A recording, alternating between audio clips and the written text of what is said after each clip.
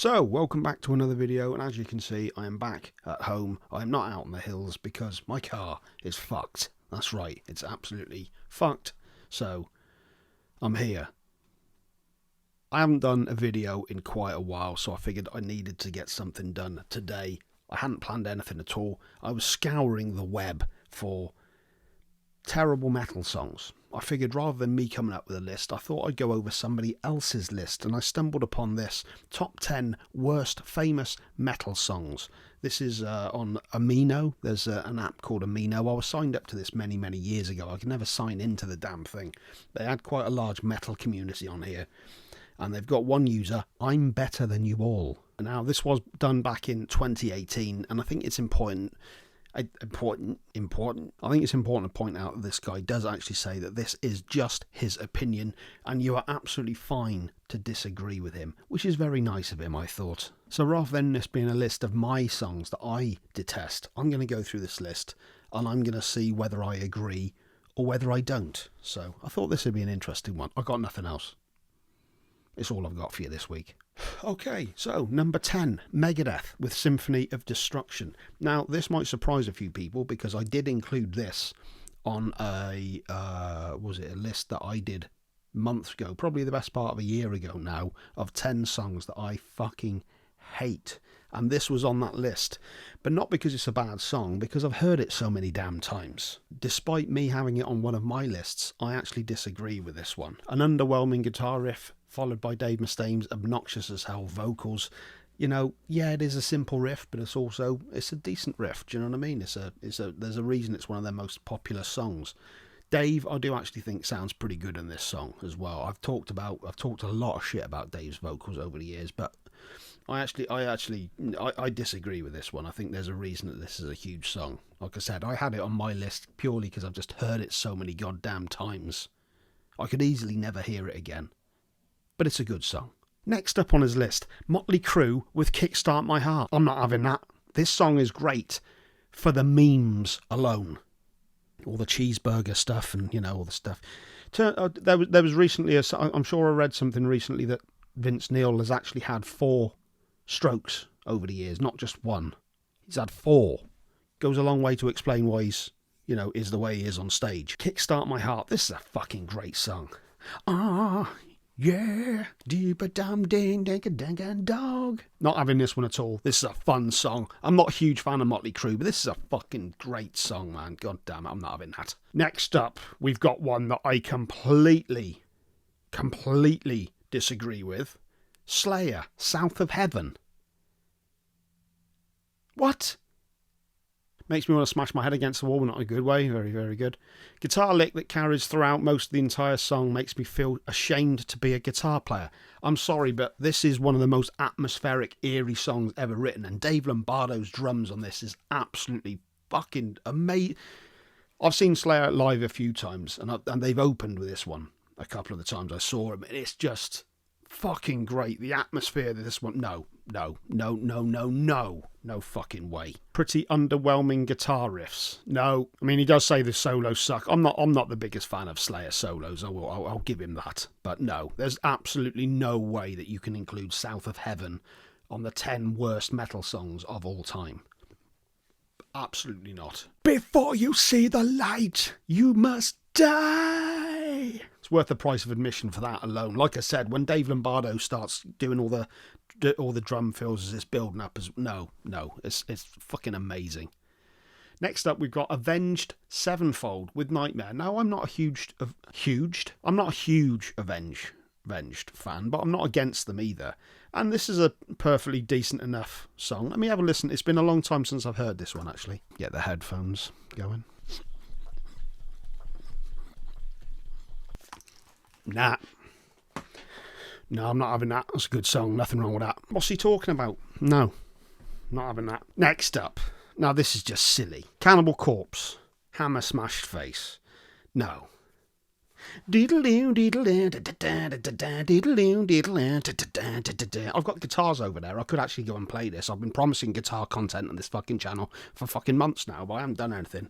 I will.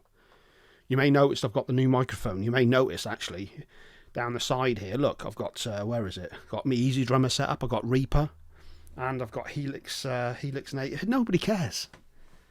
Now, I understand the idea of doing clickbait titles. I do it all the time. But this one... But none of this makes any sense. I can understand this from songs I've heard too many times and I'm sick of. But Hammer Smash Face, one of the worst metal songs of all time. He does admit that it's from another band that he cannot stand.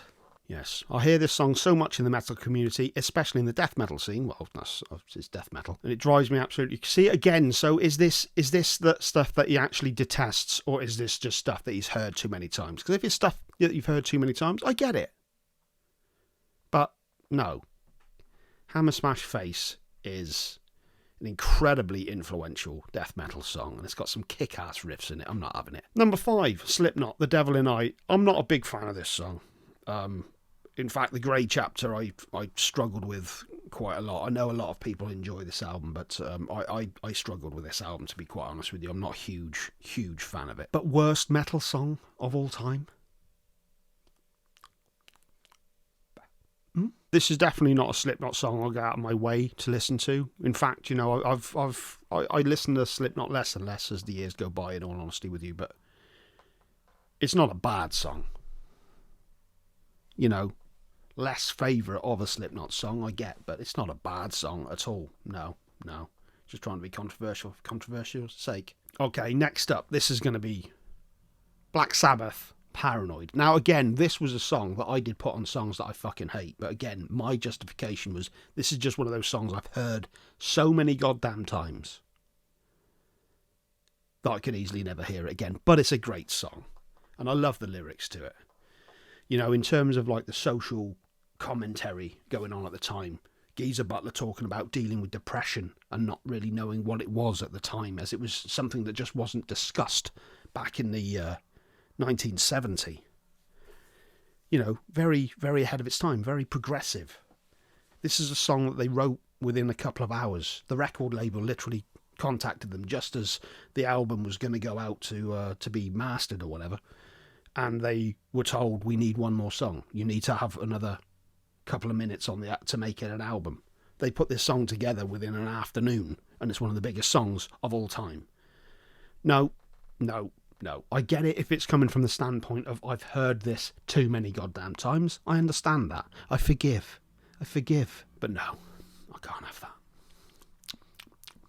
Then again, this guy is called I'm Better Than You All. So now, this next one, all right, we'll get into number 3. Enter Sandman by Metallica.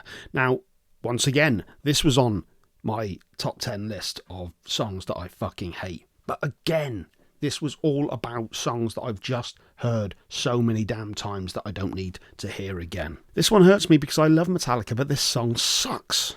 Now, he does make a valid... This song is also a rip-off from the song Tapping Into the Emotional Void by the band Excel. Now, this has been one of those ones that has been... A lot of people have been talking about this over the years. None more so than Mr. Dave Mustaine. I don't know if you've heard this, but he does have a bit of an issue with Metallica. He brings it up very seldom, but, you know, it is there. If you scour the web, you might just be able to find a few moments of him talking stuff like this. To be honest, there are a huge amount of bands who steal songs. Whether it was intentional or not, I don't know. It does sound kind of... It is similar to their stuff. But anyway, regardless of that, it is a great song.